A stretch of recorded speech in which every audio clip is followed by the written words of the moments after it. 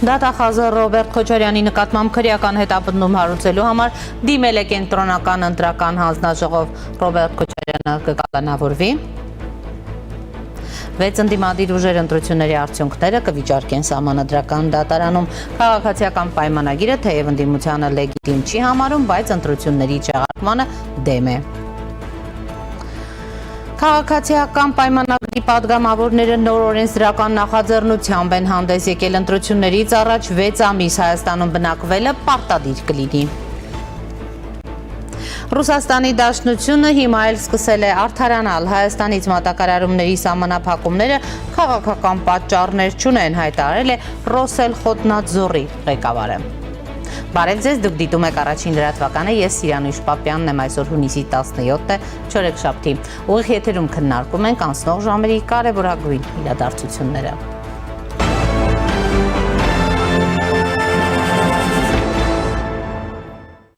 Դատախազը դիմում է ներկայացրել կենտրոնական ընտրական հանձնաժողով Հայաստան դաշինքի առաջնորդ Ռոբերտ Քոչարյանի նկատմամբ քրեական հետապնդում հարուցելու համաձայնություն ստանալու նպատակով։ Այս պահին հայտնի չէ, թե ինչ քրեական գործի հետ է կապված միջնորդությունը։ Դատախազությունը կենտրոնական ընտրական հանձնաժողով միջնորդություններ է ներկայացրել նաև Հայաստան դաշինքի падգամավորի թեկնածուներ Ասատուր Քոչարյանի եւ Ռուսլան Բարսեղյանի նկատմամբ քրեական հետապնդում հարուցելու եւ ազատությունից զրկելու համաձայնություն ստանալու համար։ Ռոբերտ Քոչարյանի վերաբերյալ միջնորդությունում ազատությունից զրկելու մասին խոսք չկա։ Երկրորդ նախագահի գրասենյակի ղեկավար Բագրատ Միկոյանը հայտարարել է, որ որևէ նոր քրեական գործի մասին տեղեկություններ չունեն եւ Ռոբերտ Քոչարյանն էլ որևէ գործով չի հարցաքննվել։ Սա 2 օր առաջ օդանավակայանում տեղի ունեցած ապօրինության շարունակությունն է։ Փաստորեն 2 օր առաջ քննչական եւ հակակոռուպցիոն կոմիտեները նշում էին, որ որևէ քրեական վարույթ չկա եւ հետեւաբար նախագահի ելքը սահմանափակվել էր ուղղակի հանցագործություն կատարելու միջոցով, իսկ այսօր կառավարությանը կից դատախազությունը ինչ որ գործ է կարել եւ դիմել կենտրոնական ընտրական հանձնաժողով, նշել էր Միկոյանը։ Ռոբերտ Քոչարյանին անձեռնխելիությունից զրկելու վերաբերյալ դատախազի միջնորդությունը կենտրոնական ընտրական հանձնաժողովը կքննի այսօր ժամը 15:00-ին։ Հիշեցնենք, որ օրերս Հայաստան դաշինքի առաջնորդ Ռոբերտ Քոչարյանին օդանավակայանում արգելել էին լքել երկիրը։ Գլխավոր դատախազությունն ու ազգային անվտանգության ծառայությունը դեռևս չեն բացատրում, ինչ հիմքով էր արգելվել նրա Հայաստանից ելքը։ Միաժամանակ 3 խորհրդարանու վարչապետը իր ելույթում հայտարարել է, որ քաղաքական մեծամասնությանը ոչինչ չի խանգարում Հայաստանում քրեական օլիգարխիան ներառյալ ընտրակաշառք ուժերի արմատախիլ անելու գործընթացն ավարտին հասցնել։ Այդ գործընթացը կարող եմ ասել, որ արդեն իսկ սկսված է եւ այդ գործընթացը որևէ ձևով չի կարող կասեցվել եւ այդ գործընթացը գնալու է մինչեւ վերջ։ Եվ ես համոզված եմ, որ առաջիկա տարիներին պետական բյուջեի եկամ կատարման հաշվետվության մասին խոսելիս ես ավելի ու ավելի մանրամասն այս թեմայով ազգային ժողովին հաշվետվություն ներկայացնելու առիթ կունենամ, բայց այնուամենայնիվ չեմ կարող չընդգծել, որ ի հեճուկս այս բոլոր մարտահրավերների 2018 թվականից մինչև 2026 թվականը մենք շուրջ 8 միլիարդ դոլար ստվերային կամ գողացված կամ թալանված կամ ապօրինի ձևով օտարված միջոցներ վերադարձրել ենք Հայաստանի Հանրապետությանը եւ այդ process-ը այսօր էլ շարունակվում է։ Ըստ էության Հայաստանի Հանրապետությունում թալանված գույքի դրամական միջոցների վերադարձը դարձել է ամենօրյա լրահոսի անբաժանելի մաս։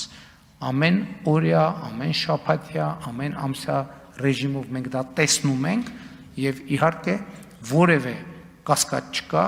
որ այդ տեմպերը գնալով մեծանալու են եւ գնալով արագանալու են։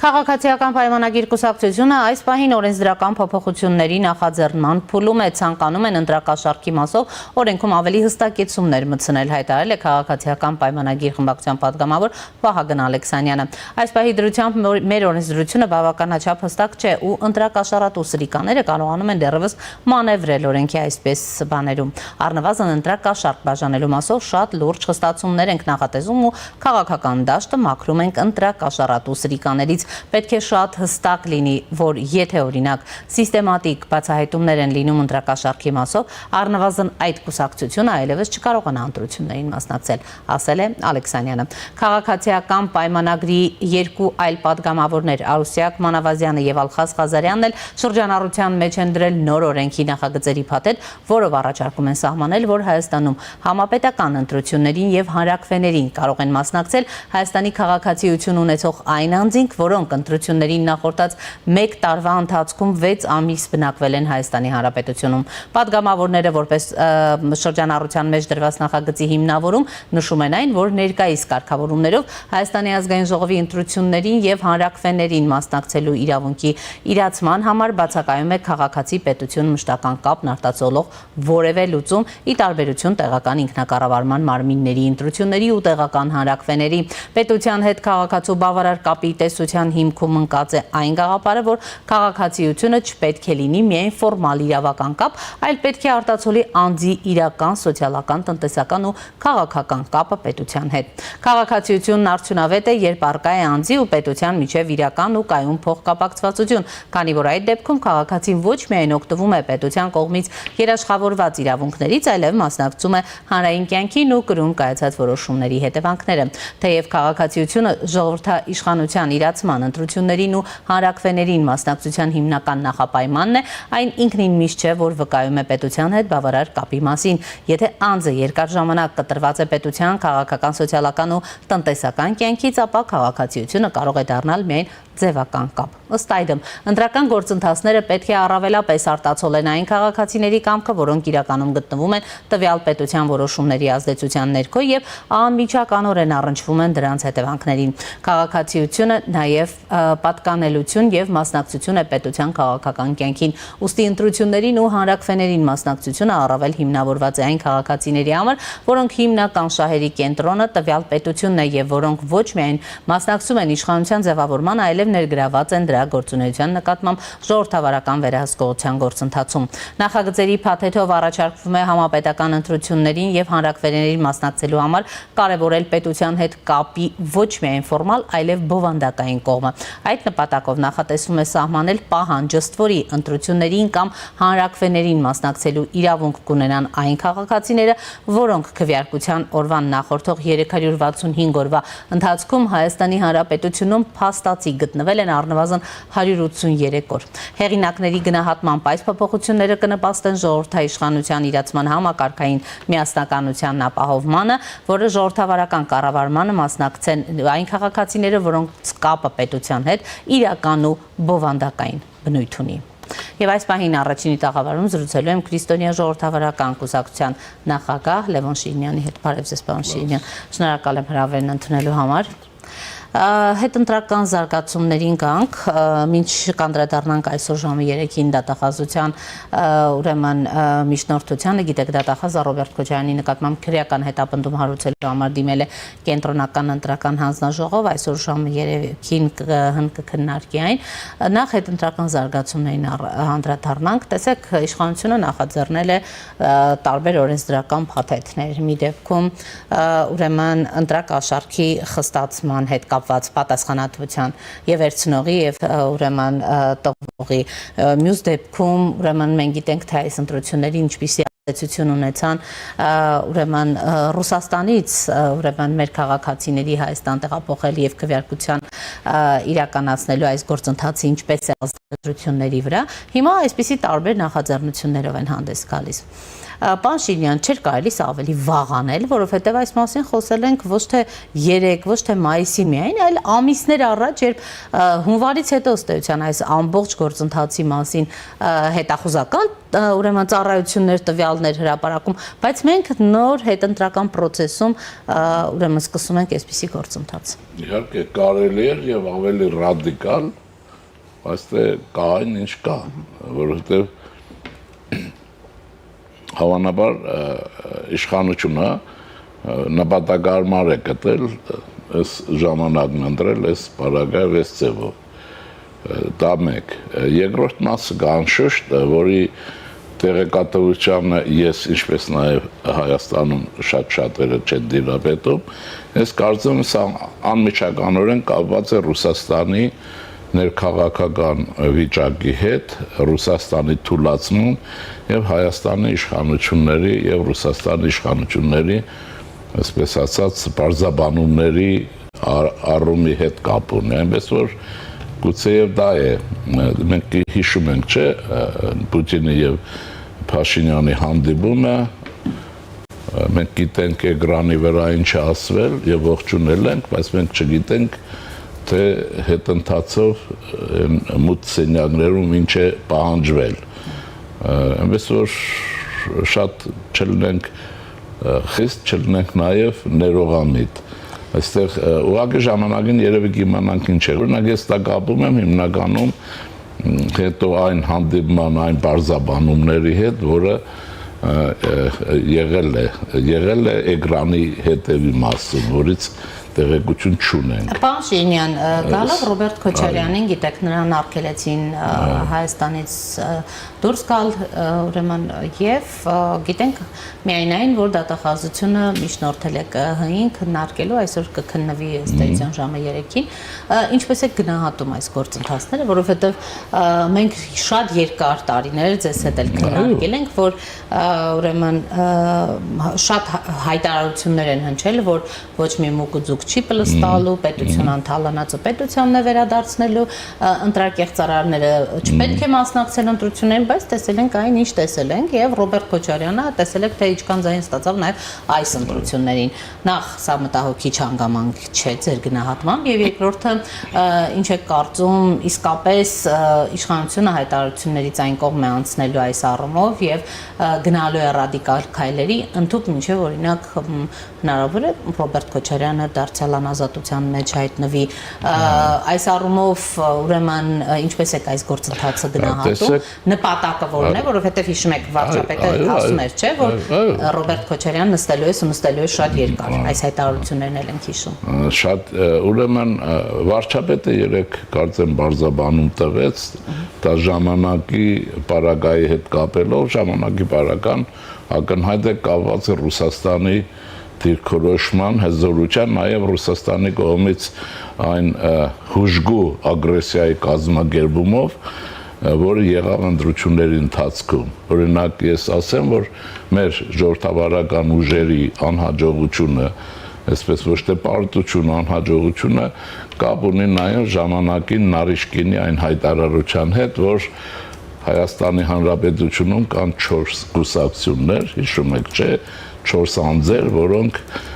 իրենք ասում են հակառուսական, ես կասեի Հայաստանի Հանրապետության շահերը ատամներով են պաշտպանում, իսկ երբ որ դա լինում է, ռուսները դա հակառուսականություն են դիտում, երբ պաշտպանում եք ձեր շահերը։ Դրա համար ուզում եմ հավատամ, որ վարչապետի ասած ժամանակի պարագայի հետ այս անգամ գործնական նշանակություն կունենա եւ արդյունքները կլինեն ավելի շատ, ավելի ռադիկալ եւ ավելի խոր։ Սա, այսպես ասած, փաթեթիկ կեսի մասն է։ Փաթեթի երկրորդ մասը ակնհայտ է մի բան, որ Հայաստանը, որ օժանդակություն ստացավ անվտանգության, տնտեսական, տեխնոլոգիական եւ նաեւ քաղաքագրթական արևմուտքից, Միացյալ Նահանգներից, Եվրոպայից, չի կարող նախկին ձևերով խոսելով շարունակել նույն գործը։ Հետևաբար այստեղ արևմուտքի հետ մերձեցումը ենթադրում է նաև կողապետության ոչնչացում։ Դրա համար ուզում եմ հավատամ քրեաօլիգարխիկ այդ համագարկի ոչնչացում, որ ինքը խորքի պետությունն է, deep state-ն է։ Այսինքն սրանով, այս բեռով մաֆիոզներով, կլաններով, պարագլուխներով, պետության գործիչներով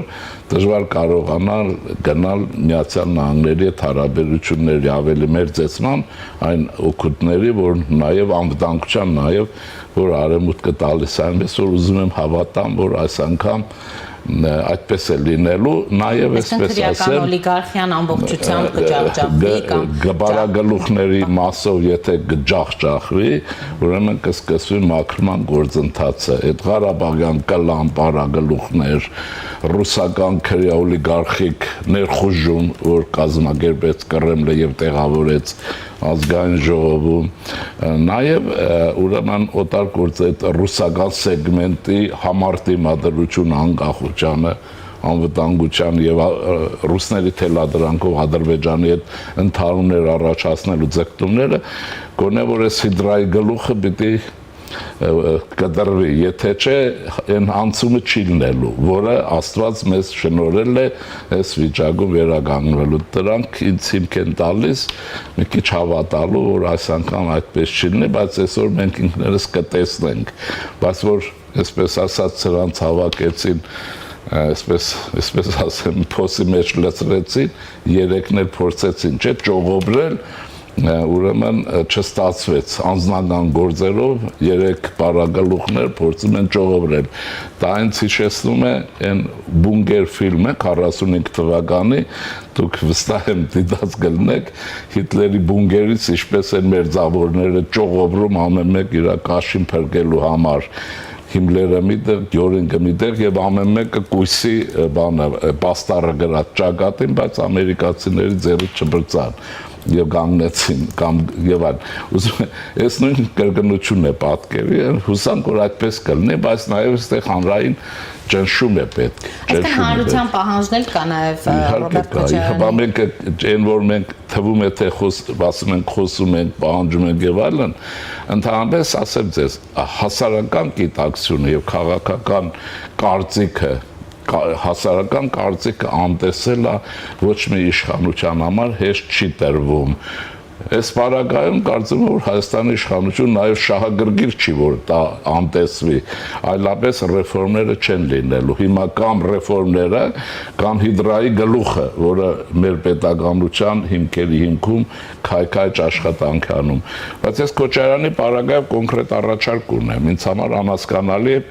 ինչու չի դրվում պետական դավաճանության այդ մեղադրանքը, գուցե կդնեն։ Նա բացայտորեն հայտարարեց, չէ, որ պատերազմի մեղավորը Հայաստանի Հանրապետությունն է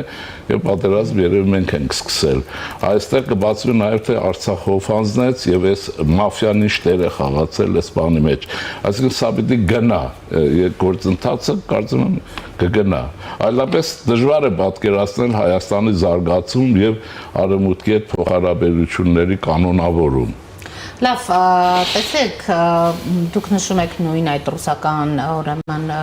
գործոնից ազատվելու։ Դե Ռուսաստանն է փախչում, չէ՞։ Այո, մեկը գնում է Ռուսաստան, մեկը կարծեմ թե գնում է Դուբայ։ Բելարուսիա ու Ռուսաստան։ Լավ, հիմա ինչ որ Կարելիա են գնում։ Բայց դուք նաև լսում եք Հայաստանի իշխանությունների հայտարարությունները Հայաստան-Ռուսաստան հարաբերությունների մասին, պարոն Շենյան, գիտեք, մինչ այս պահը թերևս Պուտինը միակն է, որ չի շնորհավորել ու գիտեիք ինչ պատճառաբանություն։ Չի շնորհավորելու, կարծում եմ, ծայրահեղ դեպքում, երբ որ կտեսնի ոչ մի հնարավորություն չունի, չի շնորհավորել, ինչու։ Ռուսաստանը այստեղ էլ 40,000 անգամ ասել եմ, կրկնում եմ, Հայաստանի պետականության վերականգնման ողերին թշնամին է։ Եվ Ռուսաստանը երբեք հաջորդի դաշնակիցը եւ բարեկամը չի եղել։ Սուլտան Համիդի ժամանակներից սկսած։ Մի բան ասեմ էլի, դրա հետ ուղղակի զուգահեռիմանան։ Դասագրքերը բացատրում են Բերլինի կոնգրեսը եւ ինչպես Խրեմյան հայրեգին չթողեցին կոնգրեսին լսելու կարգով, ուրեմն մասնակցել։ Շատերը չգիտեն, դա հայ պատմաբանների այսպես սվագործ աշխատանքի արդյունքն է, որ դեմ էին Խրեմյան հայրեգին լսելուն, դեմ էին երկու անձ, Ռուսաստանի ներկայացուցիչներ Իգնատիևը եւ Շուվալովը։ Իրենք Սան Ստեֆանոյի դաշնագրով Հայաստան ներքաշեցին հայությանը խնդրի մեջ, Բերլինի կոնգրեսը մեզ երկուսը դեմ եղան մասնակցելու եւ այսպես շարունակվում է։ Թե իրենք ինչ է խոսում, այդ ուրիշ բան է։ Խոսում են հայ եւ ռուս շորտների, որ անհետ բարեկամությունից բան, դեպս մենք բոլորի հետ էլ բարեկամ ենք, էլ ում հետ ենք վատ որ հասկանում եք ոնց է, այդ ուզում եմ ասել, այս գործը գնում է եւ պիտի գնա։ Եթե չէ, սերունդները կանեն դա, բայց ես օրինակ չէի ուզենա, որ այլևս սերունդների խնդրի վրա մնա այդ հարցը, պիտի լուծվի եւ այո, մաֆիոզ բարագլուխներ պիտի գլխատվեն բառացիորեն օրենքի ամենախստությամբ։ Եվ ուրիշ բան կա նաև ոչ թե սրանց ունեցվածքը պետք է այդ օրենսդրությամբ հետ բերվի, ինչպես որ պիտի բերվի, բարագլուխների ունեցվածքը մինչև 0 աստիճան պետք է պետականացվի։ պետականացվի, որովհետև աշխարհում ոչ մի նախագահ չի կարող հարստանալ պաշտոնավարման ընթացքում, իսկ եթե պաշտոնավարման ընթացքում որևէ երկրից օգտավետ առաջարկ է ստացել եւ հարստացել է, հետեւաբար նրա ագենտն է եղել։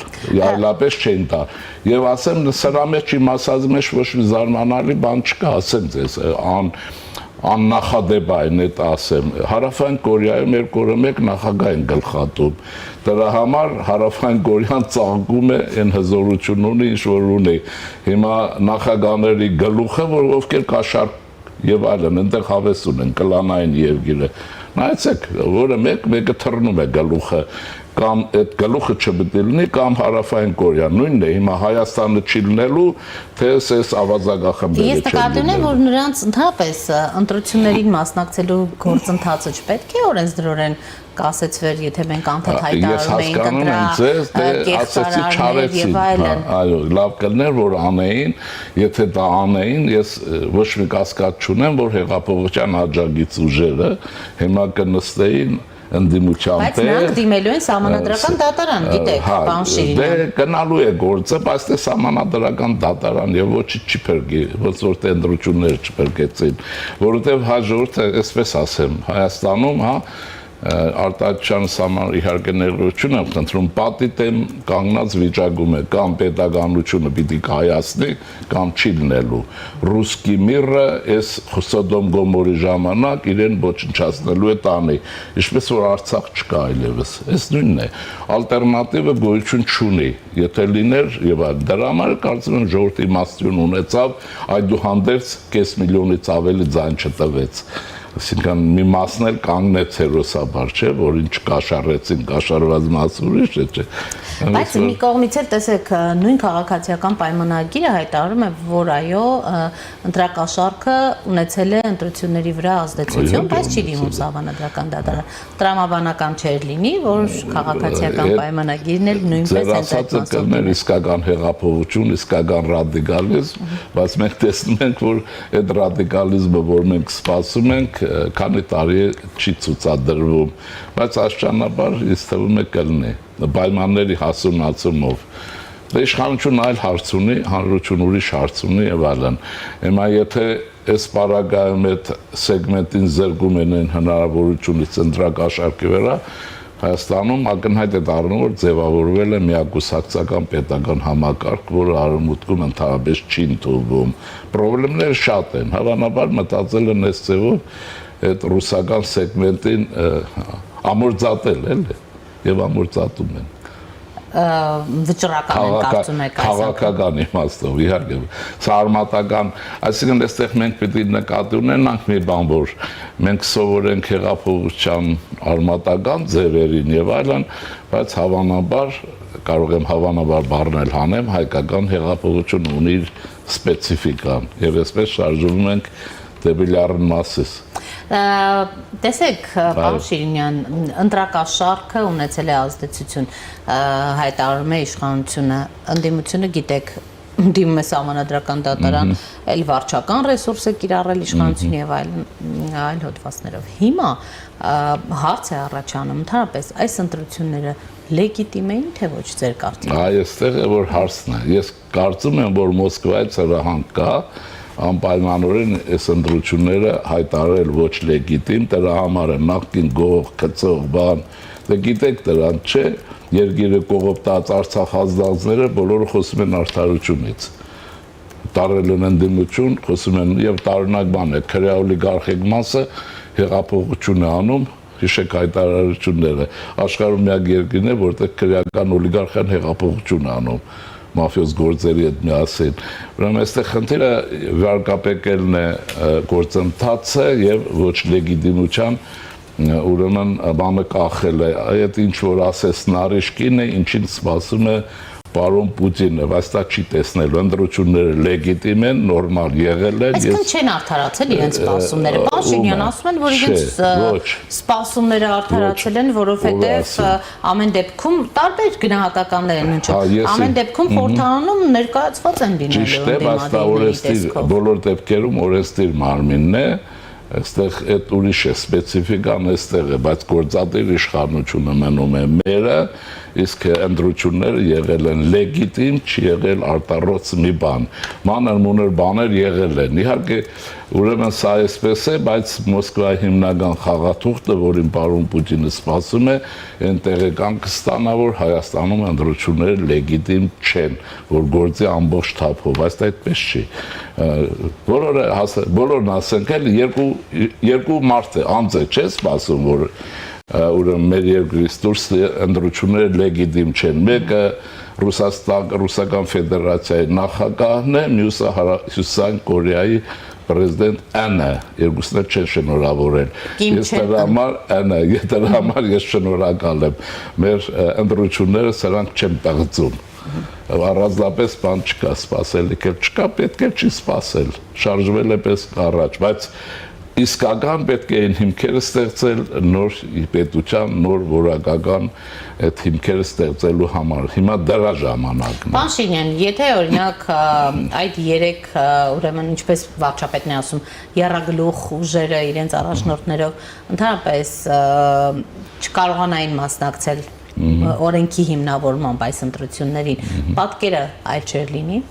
Կլիներ, ասեցի, մենք կլինենք խորհրդարանում որպես ընդդիմություն կամ այդ խորհրդարանական այլ ուժեր չեն բացառում, բայց դա կապված է միջազգային հարաբերությունների հետ եւ Ռուսաստանի անկման հետ։ Դրա համար հիմա պետք է հիմքերը սկսել, անակնկալի չկալ, շարժվել առաջ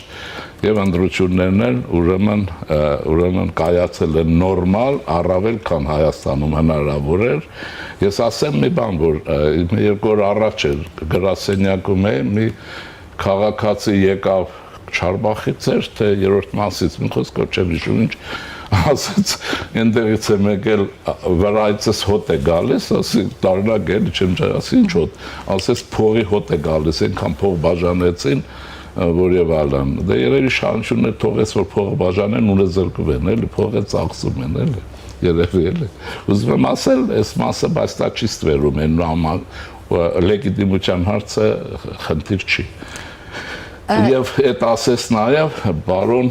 Թրամփը, այդ հիշեք։ Պարոն Շինյան, նույն ընտրակաշառքի հետ կապված ամենօրյա ռեժիմով մինչև այսօր շարունակվում են այդ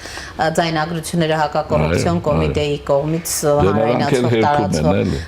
Ի վերջո մենք կունենանք այնպիսի մի ուրեմն ամփոփված գործ ընտրակաշառքների մասով, որը իսկապես սպաշապիկ կլինի։ Օրինակ ես ներկայացրի նաև ուրեմն օրենսդրական նախաձեռնություններ, որոնցով ուրեմն քաղաքացիական պայմանագիրը կխստացնի ընտրակաշառք տվողի եւ վերցնողի ուրեմն պատիժը, մյուս կողմից ներկայացրի կարևոր նախաձեռնություն, որ քաղաքացին կկարողանա քվեարկել, եթե օրինակ վերջին 6 ամիսը Հայաստանի Հանրապետությունում է բնակվել, սա կբարդացնի, այսինքն այն մեխանիզմը, որը գործի դրեցին ուրեմն որոշ ուժեր այս ընտրություններին։ Ավելի իհարկե կբարդացնի, ավելին ասեմ, ավելի կառավարելի կդարձնի դրա դեմ պայքարը, բայց արմատական լուծում կլինի, թե չէ կասկածում եմ, ասեմ ինչի համար։ Աղքատ հասարակությունը, որտեղ խորհրդարանում կբացակայի պարլամենտարական կյանքը, դիսկուրսը դժվար հարց է լուծի, դրա համար հիմա պիտի ինչ անել, կառավարության, նոր կառավարության խնդիրը կլինի աղքատ շերտի կենսամակարդակի բարձրացման ուղղությամբ շատ աշխատելը եւ միաժամանակ ուրեմն պարլամենտարիզմը կարողանալ երկրի ներսում ներդնելը դիսկուրս, ընդդիմություն։ Հիմա դուք ասում եք ընդդիմություն, ես համբերում էի, մտածում էի, թե կասեք ռևանշիստները կամ ռուսական սեգմենտը, կարծեք թե դուք դրանից խուսափում եք։ Այդ մասը բացարձակ չեմ խուսափում։ Չեմ մեղադրում։ Բացարձակ ռուսական ռևանշիստների հետ կապված մենք այնքան ենք անդրադառնում ամենօրյա ռեժիմով, պարոն Շինյան։ Մենք դեռ հստակ ասենք, ռուսական քաղաքական գործոն է օլիգարխիկ, որը Հայաստանի պետության անկախության դեմ է, այստեղ դրա համար լուծումները չեն կարող ստանդարտ լինել, ինձ այդպես է թվում, կան լուծումներ, որոնք ինչ որտեղ այսինքն իշխանությունը կգնա ոչ ստանդարտ լուծումների այս փուլում։ Պիտի գնա։ Մենք պետք է դա պահանջենք, պիտի գնա, որովհետև եթե հանրությունը չի ընդունելու, որ դա ռևանշիզմ է, որը ողակալությամբ վերադառնում է իր կողոպուտը պաշտպանել եւ Ռուսաստանի շահերը ներկայացնելու, որի վառ ներկայացուցիչները երկու բաներն են, չէ, մեկը Սամվել Կարապետյան, մեկը Ռոբերտ Քոչարյան, այն մեկն ասում է ռուսների հետ պետք է լավ լինենք, լավ եղի, տեսնենք ոնց է լինում։ Այն էլ ասում է, որ ռուսների հետ հարաբերություններ փչացրել են, այսինքն սրանք ռուսական պետության չինովնիկներ են, ոչ թե հայ են ծագումնաբանությունով։ Դրա համար երկուսն էլ հայերենով կարգին խոսել չեն կարողանում, որովհետև կեղծ են խոսում։ Հիմա այս ռևանշիզմը այս վիճակի մեջ է հայտնվել։ Հիմա մնացածը իշխանության թերություն եւ այլն անշուշտ կլինի երևի, բայց մենք ուշադիր պետք է նայենք հասկանալու համար, բայց լեգիտիմությունը դնել կասկածի տակ ես անթույլատրելի եմ համարում։ Նախ հիմքերը չկան, երկրորդը մենք պետք է անցում կատարենք արևմտյան քաղաքակրթություն անցման, այսպես ասենք, իմ պատկերացումով ծայրահեղ վիճակի այն անցումն է կատարում, մազե կամրջի վրա, բայց հաջողությամբ կատարվում է։ Դա նույնիսկ ներեցեք ասեմ, ես հասկացա այսպես, որ ուրեմն ԱՄՆ նախագահ Թրամփը դա զգացել էր, դրա համար իր հզոր ձայնը արևմուտքից բարձրացրեց, շնորհավորեց, աննախադեպ է Թրամփում է շնորհավորել մենել փոքր երկիր եւ այլն, հասեց ցույց մնացեք անցումը կատարվելու է եւ թրիփը լինելու է։ Իսկ թրիփը մեր զարգացման գրավականն է։ Հիմա եթե մենք չունենանք թրիփի համար դեմոկրատական հասարակություն, ընտրություններ եւ կարգ, դժվար կարողանանք այդ ներդրումները եւ այդ զարգացումն ապահովենք։ Հետեւաբար ուրեմն դրա համար իմ հույսը ոչ թե իրենք կանեն թե չեն անի, այլ կյանքը պարտադրում է, իսկ մենք պարտավոր ենք անելու։ Տեսեք, մենք տեսանք այս ընթացքում Ռուսաստանից կոնկրետ ճնշումներ արդեն պատժամիջոցների տեսքով, բայց ուրեմն առավոտյան Ռոսել Խոզնաձորի ղեկավարն էր խոսել, որը ասում է, որ ուրեմն Ռոսել Խոզնաձորի կողմից Հայաստանի որոշակի սննդամթերքի ներմուծման սահմանափակումները պայմանավորված են ուրեմն հայտնաբերված խախտումներով եւ ոչ թե քաղաքականությամբ, մասնավորապես նա նշել էր դա անկվերտը, որ ես չեմ տեսել որևէ նախագահի, որը կասի, որ սահմանափակումները քաղաքականության հետ են կապված։ Մենք խոսում ենք բոլորովին այլ բանի մասին, փաստորեն արկա խնդիրների, մատակարարումների վերաբերյալ, ուրեմն արկա տեղեկությունների։ Հիմա ռուսական կողմը արդեն հունիսի 7-ից հետո փոխում է մի փոքր ուրեմն խոսակցությունը ոճը։ Ես ասել եմ, որ ընտրություններից հետո ուրեմն կմեղմանա եւ կգոլոշյանա, բայց այդ հարցը ինչու, որովհետեւ ատամները ուրեմն ինչ կան պատում էր, այնքան սեղմեցին, իսկ որպես կանոն այդ ռուս չինովնիկ, ինչպես ցանկացած ռուս չինովնիկ ստում է 300 տարի է, ստում է չավատակ, քաղաքական է, դիմադրական է եւ վախ կա, որովհետեւ աբսուրդ է ռազմական ներկայություն պահել մի տարածքում, որտեղ օգնել ես, որ այդ ժողովուրդը պարտվի։ Իրենք Հայաստանի Հանրապետությունով են խոսում, չէ՞, բայց Ռուսաստանը ոչ թե Հայաստանի եւ ոչ միայն Հանրապետությանն է դավաճանել եւ իր սիրասուն Արցախահայությանը, Ղարաբաղցիներին։ Ռուսաստանը դավաճանել է համաշխարհային հայությանը, որի հետ իբրև թե չգիտեմ ինչ պայմանագիր ունի եղբայրության, իր եղբորը դավաճանել է հերթական անգամ ուրեմն տարածքի եւ ունեցվածքի քաղաքական մի հատվածի ահռելի մաս ազելով իսկական եղբայր Թուրքին ինքն է արել։ Դրա համար ինքս իրենք ստում են։ Ես կասեմ հետեւյալը, այս ծառայությունները գիշեր-ցերեկ Ռուսաստանից են խոսում։ Եղբայրներ, քույրեր, հարազատներ, ռուսները ստում են ու վերջ։ Նախագահից սկսած։ Շնորհակալ եմ, պարոն Շիրինյան։ Առաջինի տաղավարում զրուցում էի Քրիստոնյա ժողովրդավարական կուսակցության նախագահ Լևոն Շիրինյանի հետ, կարճատև դադար է մեր եթերում։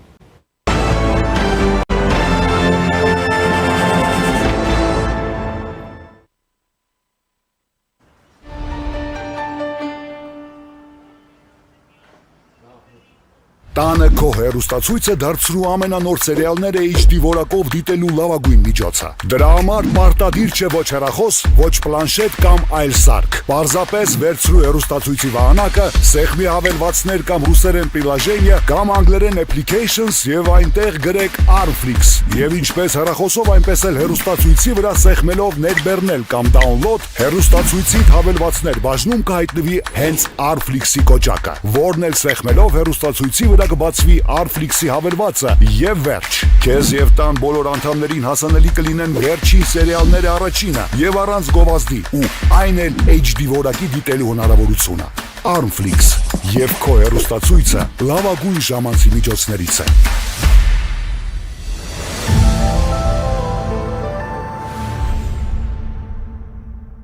Դեռ չգիտեք, թե ինչպես կարող եք դիտել սիրված սերիալները առաջինը և դիտել այն որակով ու ամենուր։ Ինչպես բաժանորդագրվել Armflix հայկական էքսկլյուզիվ կինոպլատֆորմին։ Հետևեք մի քանի պարզ քայլերի և ստացեք հասանելիություն առաջինը դիտելու Armflix-ի բազմաժանր հայկական կինոարտադրանքը։ Քայլ առաջին. մուտք եք գործում armflix.com։ Քայլ երկրորդ. սեղմում եք բաժանորդագրվել կոճակը։ Քայլ երրորդ. ընտրում եք ձեզ համար ցանկալի բաժանորդագրման տարբերակը։ Քայլ չորրորդ. լրացնում եք քարտի տվյալները և գնում եք առաջ։ Իդեպ Armflix-ը կարող եք դիտել ամենուր և անսահմանափակ, ներբեռնելով նաև հավելվածը հեռախոսի և անմիջապես հեռուստացույցի վրա։ Դրանով իսկ կանեք ամենալավ նվերը ձեր ծնողների և տարեցների համար, որոնք չեն սիրում դիտել սիրված սերիալները համակարգչով, իսկ հեռուստացույցով սեղմելով մեկ կոճակ նրանց հասանելի է դառնում ողջ կոնտենտը։ Երիտասարդները Armflix-ի iOS և Android հավելվածների միջոցով կարող են դիտել դրանք ամենուր։ Իդեպ, մեկ գրանցված բաժանորդագրությամբ կարող եք դիտել բոլոր սարքերով։ Ահա և վերջ, դուք ստացաք հնարավորություն դիտելու հայկական ամենանոր, բազմաժանր և էքսկլյուզիվ ֆիլմերն ու հեռուստասերիալները մեկ հարթակում։ Դե ինչ, բարի դիտում։ Armflix, եղիր կոնտենտի թրենդի մեջ։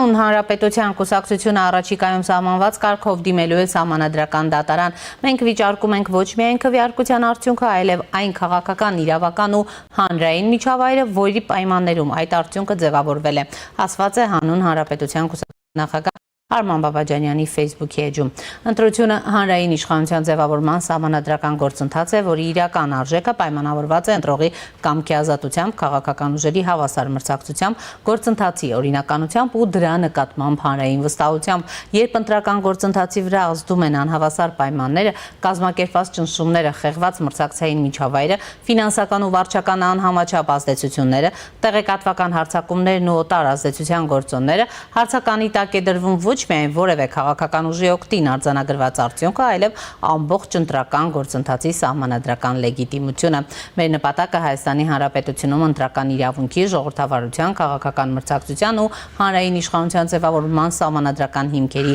պաշտպանությունն է։ Հայաստանի քաղաքացին պետք է վստահ լինի, որ իր ձայնը ձևավորվում է ազատ միջավայրում, քաղաքական ուժերը մրցակցում են օրենքի, ոչ թե ուժի, փողի, վարչական առավելության կամ օտար ազդեցությունների անհավասար պայմաններում։ Մենք հետևողական ենք լինելու, որպեսզի Հայաստանում ընտրությունները չլինեն թվերի ձևական արձանագրում, այլ լինեն ազատ կամքի, հավասար մրցակցության ու հանրային իշխանության սահմանադրական լեգիտիմության իրական երաշխիքը, ասված է հայտարարությունում։ Հիշեցնենք, որ դրանից առաջ էլ 5 ընդդիմադիր ուժեր հայտարարել էին ընտրությունների արդյունքները սահմանադրական դատարանում վիճարկելու մասին։ Սամվել Կարապետյանի ուժեղ Հայաստան, Ռոբերտ Քոչարյանի Հայաստան դաշինքներից, Գագիկ Ծառուկյանի ԲՀԿ-ից եւ Վարդան Ղուկասյանի ԴՕԿ-ից բացի 3 սահմանադրական դատարան դիմելու մասին հայտարարել է նաեւ նախկին օմբուդսմեն Արման Թաթոյանի միասնության թևերը։ Կուսակցությունը նաեւ կենտրոնական ընտրական հանձնաժողովում էր վիճարկում ընտրությունների արդյունքները։ Բարձրագույն դատարանը դիմումներն ընդունելուց հետո 15-օրյա ժամկետում պետք է որոշում կայացնի։ Սահմանադրական դատարանի մասին օրենքի համաձայն բարձրագույն դատարանը կամ պետք է անփոփոխ թողնի ընտրությունների արդյունքների մասին կենտրոնական ընտրական հանձնաժողովի որոշումը կամ անվավեր ճանաչելով այն 3 հնարավոր որոշում կայացնի։ Առաջին անվավեր ճանաչել ընտրությունների արդյունքները, երկրորդ անվավեր ճանաչելու սահմանել մանդատների բաշխման կարգը եւ երրորդ նշանակել ընտրությունների երկրորդ փուլ։ Իշխող քաղաքացիական պայմանագիրը կասկածի տակ է դնում ընդդիմության քվեների լեգիտիմությունը, բայց սահմանադրական դատարան դիմելու հարցում հստակ դիրքորոշում չի հայտնում։ Չնայած իշխանական թիմի պնդումներին, թե ընդդիմությունը ձայների հիմնական մասը ստացել է ընտրակաշառքով, ազգային ժողովի փոխնախագահ Ռուբեն Ռուբինյանը 3 ճեպազրույցի ժամանակ նշեց, որ իրենք դեմ են հունիսի 7-ի ընտրության արդյունքների չեղարկմանն ու նոր ընտրությունների նշանակմանը։ Մենք ընդհանրապես կարծում ենք, որ ի սկզբանե պետք է ուղղակի այդ ուժերի գրանցումը չեղյալ համարվեր, որովհետև իրենք ընտրակաշառք էին բաժանում, բոլորը տեսել են դա։ Ինչ վերաբերում է ընտրությունների արդյունքներին, եթե հարցնում եք, արդյոք մենք ուզում ենք, որ ընտրությունները չեղյալ համարվեն, ոչ, որովհետև խորհրդարանական մեծամասնությունը լեգիտիմ է, մեր ստացած ձայները լեգիտիմ են եւ մենք ձևավորել ենք կառավարություն, ասել է Ռուբինյանը։ Ուղարկել սահմանադրական դատարան եւ սահմանադրական դատարանը թող որոշի։ Մենք մեր ստացած քվեների տերերն ենք, մենք ստացել ենք մեծամասնություն խորհրդարանական, մենք ստացել ենք 700-ից ավել, 720,000-ից ավել քվե, մենք ստացել ենք ավելի շատ քվե բացարձակ թվով, քան 2021 թվականով, տոկոսայինով մենք ստացել ենք այնքան քվե, որը բավարար է միանձնյա կառավարություն կազմելու համար, եւ ես ուզում եմ շնորհավորել բոլորիս Հայաստանում արդեն երրորդ անընդմեջ ազատ եւ արդար ընտրությունների արդյունքով, բայց ես ուզում եմ նաև ասել մեր ժողովրդին, որոնք իրավացիորեն վրդովված են, որ ընդդիմադիր 3 կուսակցություններ ընտրակաշառք են բաժանել, ուզում եմ ասել, որ ընտրակաշառք բաժանողները բոլորը պետք է ձերբակալվեն, եւ ես կարծում եմ, որ եւ ոչ միայն կարծում եմ, եւ կոչ եմ անում մեր իրավապահ մարմիններին գնալ մինչև վերև, որովհետև բավարար չի ձերբակալել մի քանի տեղային տասովշիկների։ Պետք է գնալ մինչև վերև։ Ինձ համար եւ ցանկացած բանական, ինձ համար եւ ցանկացած պատասխանում եմ, բանական մարդու համար ակնհայտ է, որ չէր կարող մի հատ ուղակի մի տասովշիկ զանել եւ որոշել, որ ինքը պետք է ընտրակաշառք բաժանի իր շենքի բնակիչներին։ Ոչ, ակնհայտ է, որ նախ այդ տասովշիկին այդ գումարները տվել են եւ ակնհայտ է, որ տալուց էլ հրահանգել են, ասել են, «Էս քեզ փող, մի վայրկյան, էս քեզ փող, կգնաս եւ կմուծես, որպեսզի ընտրեն մեզ»։ Ինձ համար ակնհայտ է, որ պատասխանատվություն են կրում 3 կուսակցությունները՝ Ուժեղ Հայաստանը, Դաշինքը եւ Բարգավաճ Հայաստան։ Ինձ համար ակնհայտ է, որ այդ կուսակցությունների ղեկավարությունն է կազմակերպել եւ ուղղորդել այդ ընտրակաշառքները եւ ես կոչ եմ անում իրավապահ մարմիններին բացահայտել այս սխեման։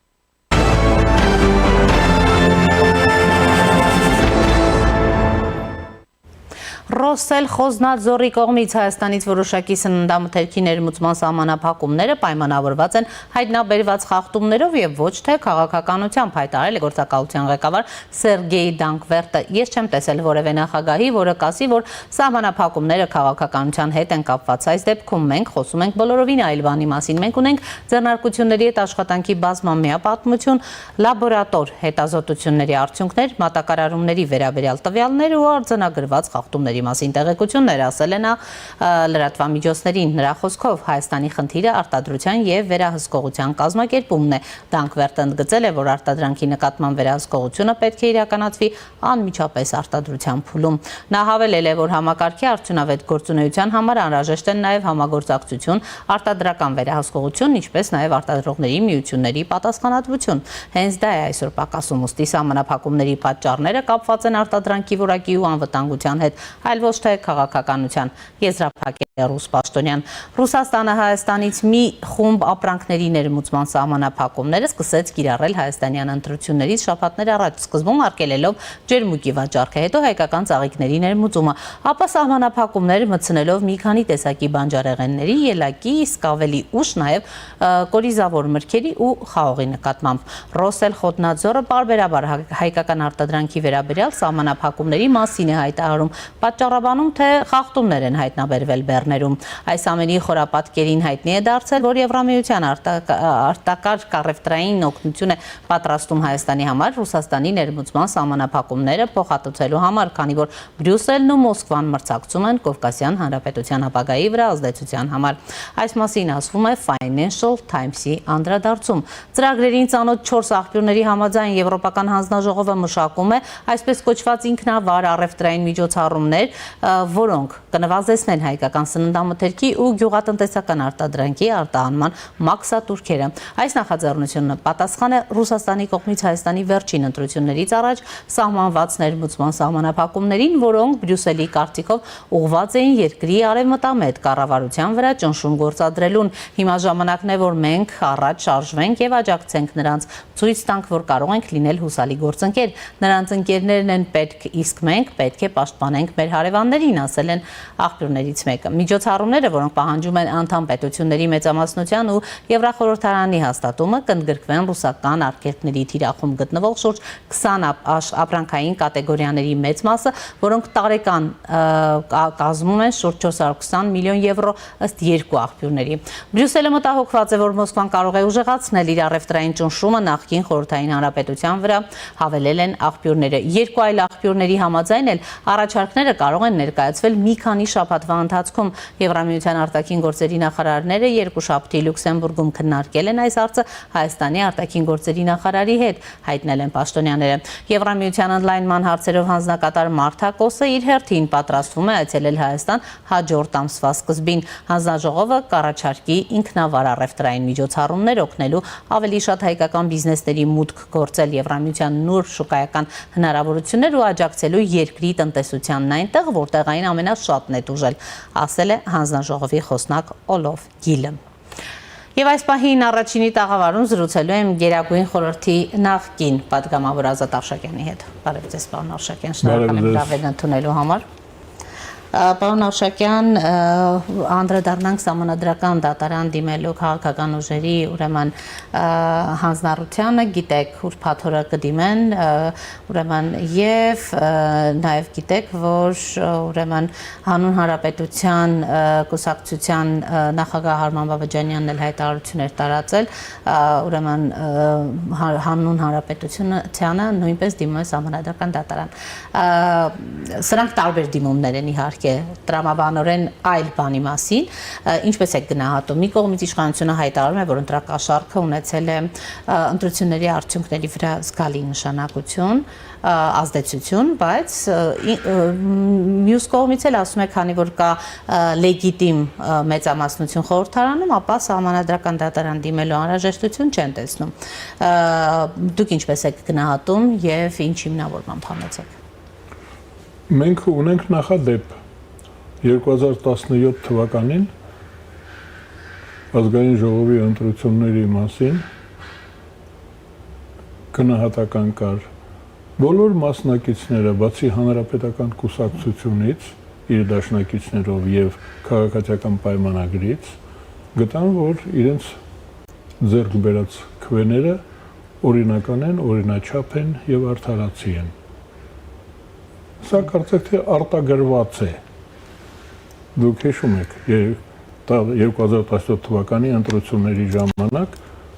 քաղաքացիական պայմանագիրը հայտարարեց, որ այդ 1.5 միլիոն կեղծիքների մեջ 120,000 ձայնավոր ստացել է քաղաքացիական պայմանագիրը մաքուր է։ Այդ կեղտոտ տակառի մեջ մի փուչոր հատված մաքուր է, այդպես են ասում։ Հիմա ես կարծում եմ այն ժամանակ էլ դիմեցին ընդդիմադիրները, ժողովրդավարական ուժերը, այդպես ասենք, պարտված ժողովրդավարական ուժերը դիմեցին Սահմանադրական դատարան, դիմեցին միջազգային կառույցներին, միջելոց միջազգային դիտորդները համաձայն չէին քաղաքացիական պայմանագիր կուսակցության հետ։ Նրանք ասում են, որ ընտրությունները ազատ, արդար, թափանցիկ, մրցակցային չեն եղել։ Բայց հիմա ես կարծում եմ, որ պարոն Ռուբինյանը ես լսեցի նոր, երեք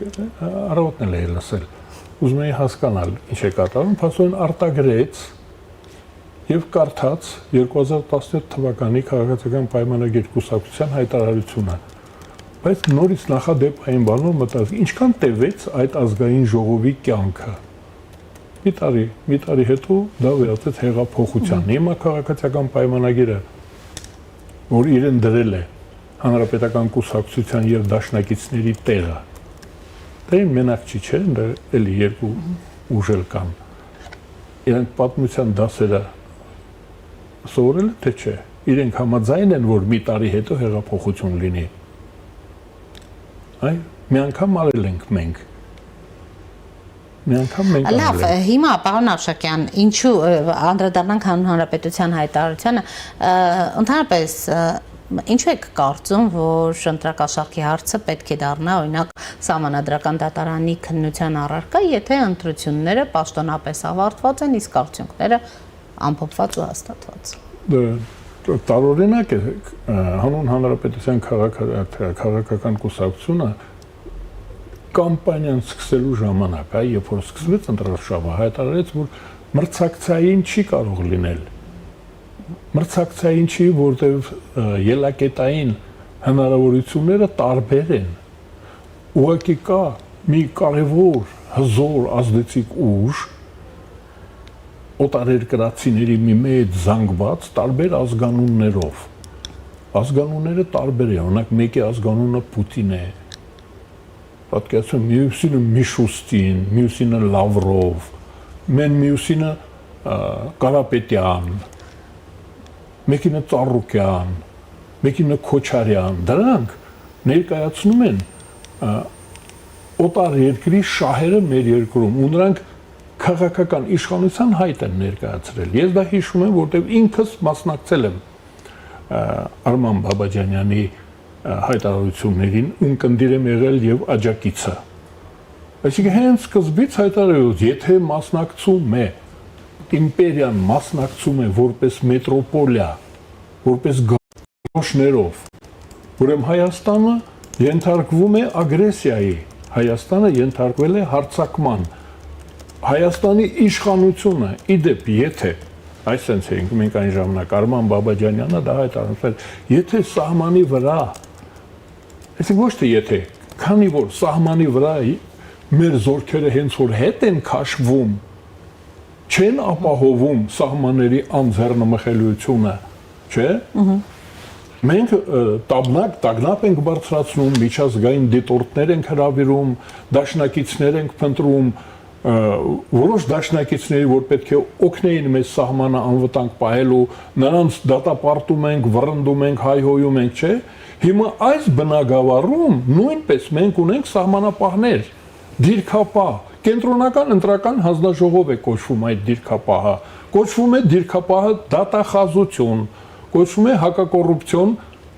կոմիտե, կոչվում է քննչական վարչություն, պաշտպանության նախարարություն, կառավարություն, արտաքին գործերի հարաբերությունների նախարարություն, այդ բոլորը փաստորեն այս գրոհի ժամանակ հետ են քաշվել, թույլ են տալիս, որ մեր երկիրը գրավեն, այսինքն իշխանությունը գրավում են։ Բայց կա պնդում, պարոն Ավշակյան, որ ընտրակաշառքի առանձին դեպքերը չեն կարող ընդհանրապես այսպես մեծ ազդեցություն ունենալ ամբողջ ընտրությունների լեգիտիմության վրա։ Ես ես ասեմ, քանի տոկոսն է մասնակցել ընտրություններին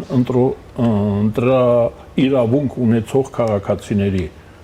Կեսը, չէ՞։ Ուրեմն 1 միլիոն մարդ արդեն քվեարկել է ի վնաս օկուպացիայի։ Մարդիկ չեն եկել քվեարկության։ Մենք այդ փորձը ունենք։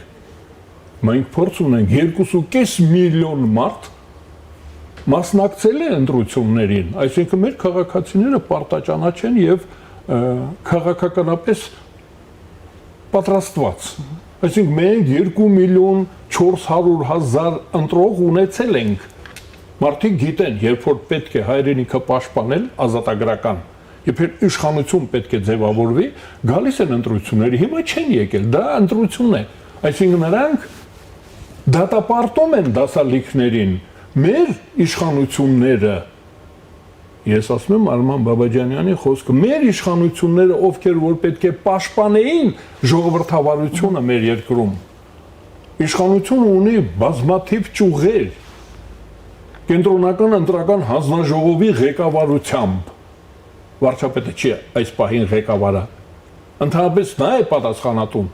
այ ինչ որ կա, դա Նիկոլ Փաշինյանի ստեղծագործությունն է։ Հիմա մենք որ ունենք, դա ստեղծագործություն է, բայց ստեղծագործական գոլեգաներ կան, համահեղինակներ կան, արդարադատության նախարարը համահեղինակն է Նիկոլ Փաշինյանի հետ, դատախազը համահեղինակն է, այսինքն 1 միլիոն մարդ, որ չի եկել ընտրությունների, նրանց վտարել են ընտրություններից, եթե ընտրակաշառքով է ու զանգվածային է,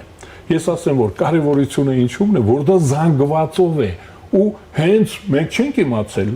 մենք որպես քաղաքացի ինչ իմանանք ով է ընտրակաշառք բաժանում, այսինքն իշխանությունը քանի ամիս առաջ էր իշխանությունը հայտարարեց, մեզ իշխանությունը հայտարարեց, ասեց, որ ես տեղյակ եմ, որ զավթում են մեր երկիրը, ագրեսիա կա, մենք ոտքի կանգնեցինք, այ հանուն Աշակյան, ուշացած չենք հայլերը, որ տեսակ նաև օրենսդրական նախաձեռնություններով են հանդես եկել քաղաքացիական պայմանագրի պատգամավորները, հատկապես ում են տալու ընտրության իրավունք, նա, որ կապրի Հայաստանում, վերջին գոնե 6 ամիսների ընթացքում, որովհետև տեսանք, թե մի օրում ինչպիսի հոսք էր ուղղակի, լրատվամիջոցներն էինք, ուրեմն լրագրողներն էին ֆիքսում, թե ինչպես էին մեկ գիշերում գալիս ու հեռանում ընտրությունների մասնակցում։ Պայմանագիր կուսակցությունը ուներ վարչապետ եւ սահմանապահ զորքեր։ Սահմանը փակում ես ու վերջացավ։ Սահմանը փակում ես, դա կոչվում է քաղաքական կամք։ Թույլ տալիս եք, որ մեր երկիրը զավթեն թե չէ։ Թույլ տվեցինք, չէ՞ որ նրանք գան։ Այսինքն մենք գուցե մենք պայմանավորվածություն ունենք, որ գան։ Մենք համաձայն ենք, որ նրանք գան, նրանք վերցնեն իշխանության կեսը։ Քաղաքացիական պայմանագիրը հիմա ունի գործընկեր։ Քաղաքացիական պայմանագիր կուսակցություն ունի գործընկեր ազգային ժողովում։ Ինքն է նրանց հրավիրել։ Ինքը հրավիրել է։ Սահմանները բաց է արել, ոչ միայն Զվարթնոց օդանավակայանի սահմանը կամ Լարսի մասին չի խոսքը։ Ընտրակաշառքի սահմանը բաց է արել։ Ոնց ով կհամարձակվեր, եթե քաղաքացիական պայմանագիր կուսակցությունը համաձայն չլիներ, որ ընտրակաշառք բաժանվի։ Ով կհամարձակվեր ընտրակաշառք բաժանել, եթե մարդը բանտում է, բանկում հաշիվը փակված է։ Նա ոնց է ընտրակաշառք բաժանում։ Դե տարբեր մեխանիզմներ կան, պարոն Արշակյան, ըստ էության, բայց դուք արձանագրում եք, եթե քաղաքացիական պայմանագիրը ուրեմն համաձայն չլիներ, շատ ավելի վաղ գործողությունների կդիմեր եւ ընդհանրապես ընտրակաշառք բաժանող քաղաքական ուժերի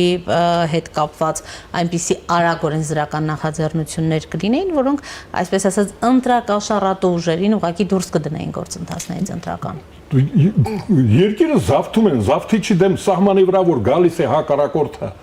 զենքը ձեռքին, դրան ինչ ես անում դու։ Ինչ ես անում։ Զենքով հակառակորդը։ Հիմա սա փողով է գալիս, երկիրը զավթում է։ Զավթիչի մասին է խոսքը։ Եթե թույլ ես տալիս, որ գա, փողը բաժանի, փող ունենա նախ։ Ես ասեմ, այդ մարդիկ ունեն նաև հատուկ դատավճիռ։ Մենք հիմա կարող ենք հանցագործների մասին խոսել։ Մարտի 1-ի դեպքերի վերաբերյալ մենք ունենք մանդատ նրանց փակելու, նրանց ունեզրկելու մանդատ ունի մեր երկիրը, այսինքն քաղաքացիական պայմանագիրը նախքան ընտրարշավ սկսելը ուներ հատուկ միջազգային, այո, հատուկ սուրգուտ ինչով է, կնքված, այո, որ հանցագործները ձեր երկրում իշխանությունը զավթում են, մարդասպանություն են կազմակերպում եւ արդարադատությունը արգելում են։ Հիմա այդ մարդկանց քաղաքացիական պայմանագիր կուսակցությունը այդ ուժերին թույլ է տվել դառնալ իր գործընկերը, ճանաչել է գործընկեր, հրավիրել է, թույլ է տվել, որ նրանք գրանցվեն որպես հավակնորդ, թույլ է տվել, որ գրանցվի,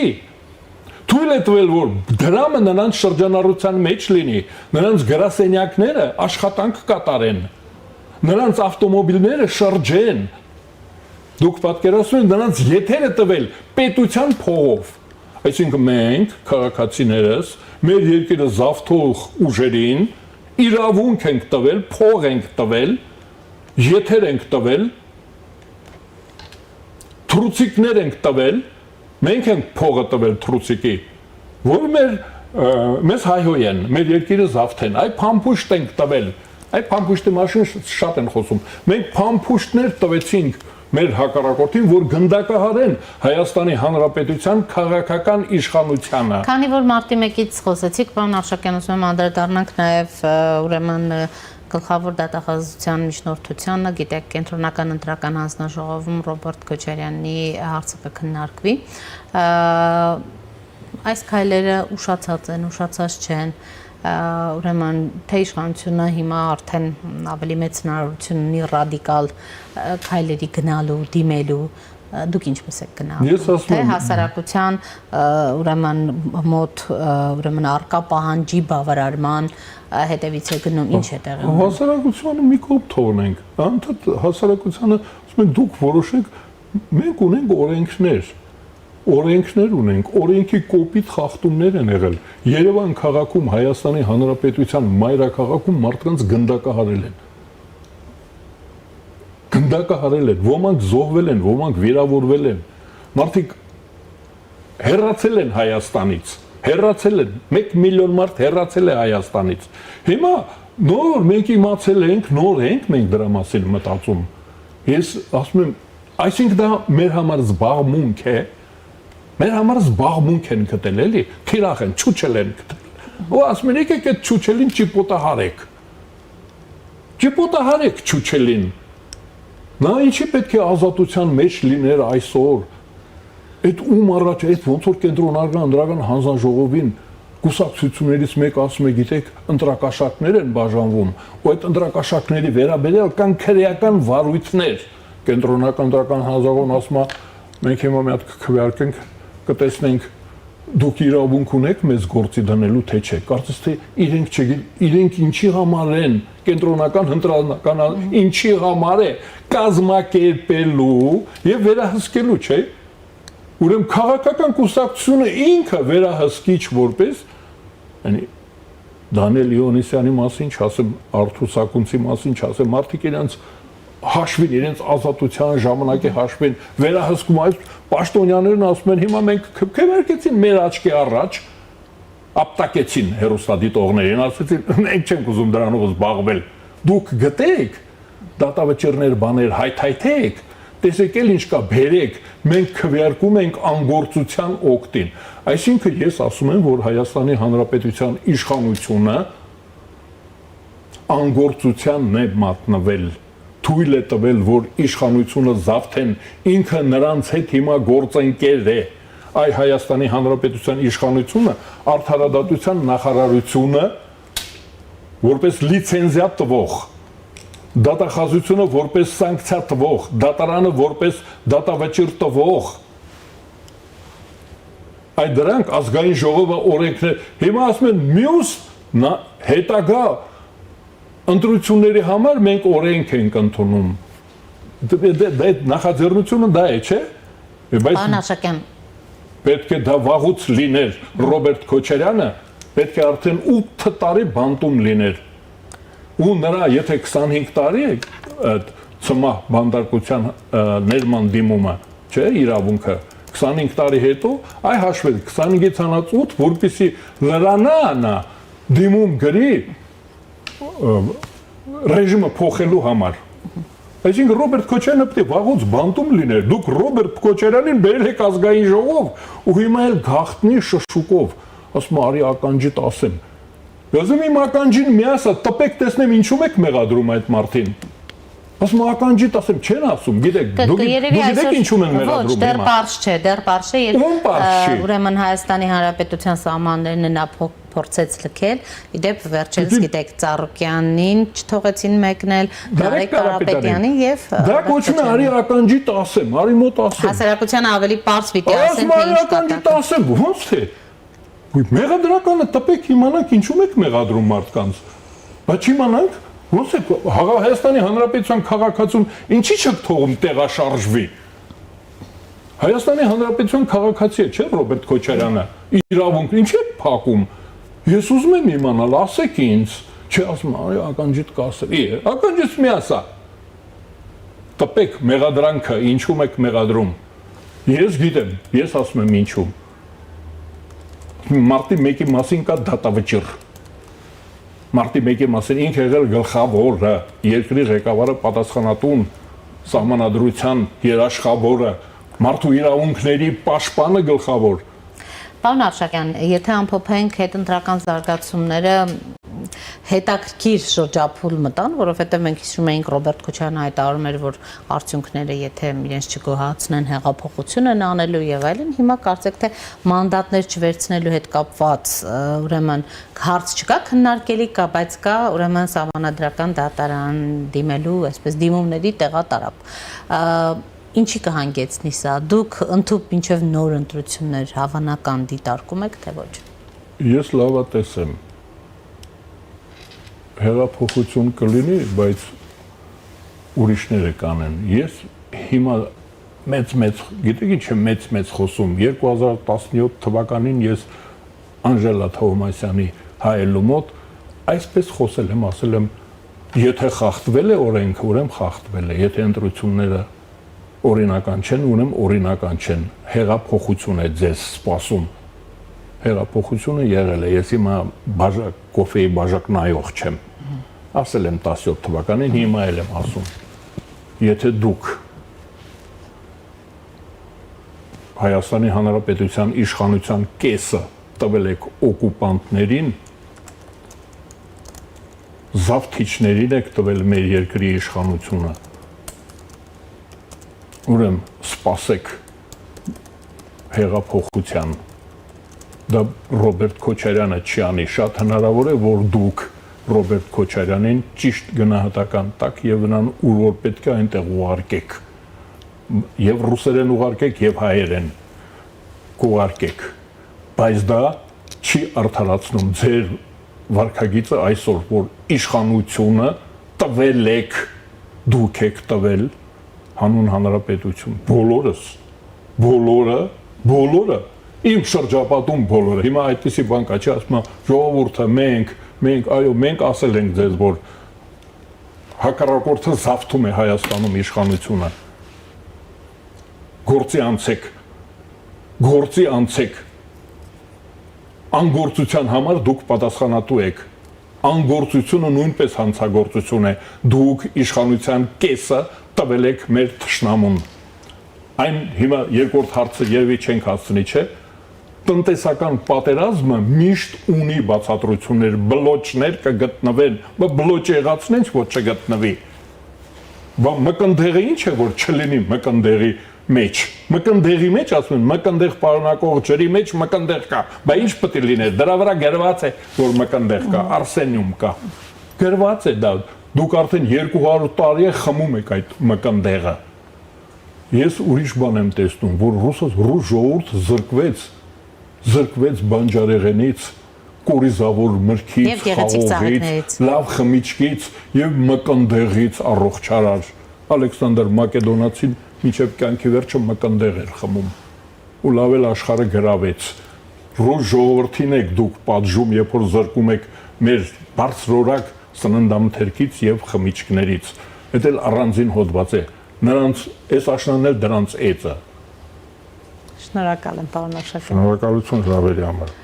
Զրուցում էի Գերագույն խորհրդի նախկին պատգամավոր Ազատ Արշակյանի հետ, այս ժամի համար այսքան էինք նախատեսել, հետևեք մեր թողարկումներին, կհանդիպենք։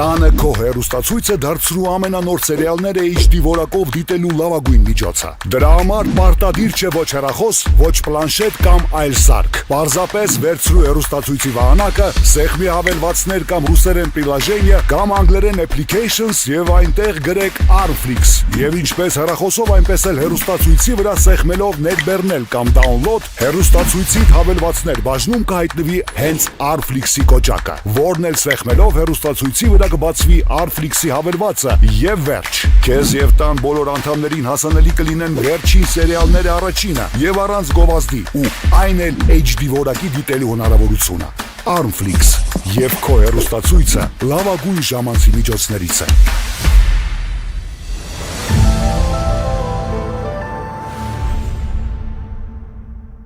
Դեռ չգիտեք, թե ինչպես կարող եք դիտել սիրված սերիալները առաջինը եւ դիտել այն որակով ու ամենուր։ Ինչպես բաժանորդագրվել Armflix հայկական էքսկլյուզիվ կինոպլատֆորմին։ Հետևեք մի քանի պարզ քայլերի եւ ստացեք հասանելիություն առաջինը դիտելու Armflix-ի բազմաժանր հայկական կինոարտադրանքը։ Քայլ առաջին՝ մուտք եք գործում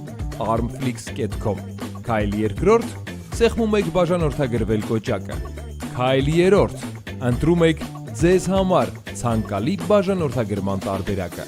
Քայլ չորրորդ՝ լրացնում եք քարտի տվյալները եւ գնում եք առաջ։ Իդեպ Armflix-ը կարող եք դիտել ամենուր եւ անսահմանափակ, ներբեռնելով նաեւ հավելվածը հեռախոսի եւ անմիջապես հեռուստացույցի վրա։ Դրանով իսկ կանեք ամենալավ նվերը ձեր ծնողների եւ տարեցների համար, որոնք չեն սիրում դիտել սիրված սերիալները համակարգչով։ Իսկ հեռուստացույցով սեղմելով մեկ կոճակ նրանց հասանելի է դառնում ողջ կոնտենտը։ Երիտասարդները Armflix-ի iOS եւ Android հավելվածների միջոցով կարող են դիտել դրանք ամենուր։